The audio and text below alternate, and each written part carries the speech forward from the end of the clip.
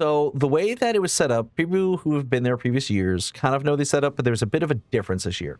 We always have chess out in the tent because it is what fits the chessboard and has enough room. I'm taking it apart, and I'm actually just texting Snow Mercy in chat like, hey, we're just getting done over here. How's your morning going? Just kind of like, like I remember looking down at the phone, and that was the last really good thought I had for a minute, because the next thing that happens is I feel something really, really heavy strike the back of my head. And I don't know if it's a piece of the tent. I do not know what it was yet. I just know it hurt. And then I'm like, oh, I'm bleeding. That's not good at all. That's very bad. That is very bad. There was a person who's cosplaying Momo from Dan to Dan, and they saw me get struck by what was eventually told to me to be the camera. So this year, instead of one camera being in the center to videotape, they also had one at the back of the main stage, like behind where I have my table set up.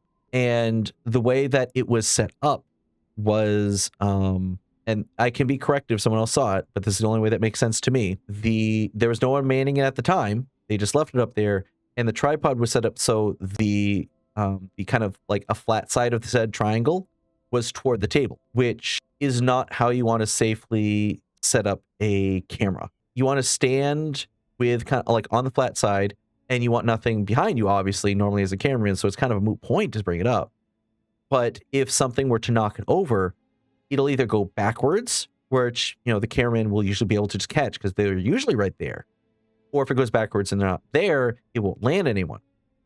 If it goes forward, quote unquote, it'll go at an angle. It can't go fully forward because of how the tripod is. And even if it's around a crowded area, there's a better likelihood of someone seeing it, right?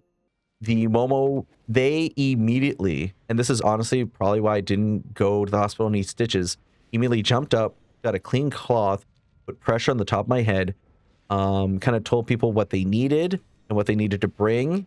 Someone else on staff did call 911, and EMTs did come out. And honestly, I credit them partially because they knew what to do, but also in a situation like that, you need someone to take lead, and they took lead because there were people I heard just throwing up, oh, that's good, need stitches. Oh, we should do this. Oh, we should do that. Oh, we should do this. Like, everyone starts giving their fucking opinion, and I get that many times it comes from wanting to help, but you're just muddying the information, and people are gonna stagnate in what needs to happen while I am bleeding from the fucking head. EMTs did show up. They're like, you don't really need you don't need stitches. The concern would be if it was a concussion.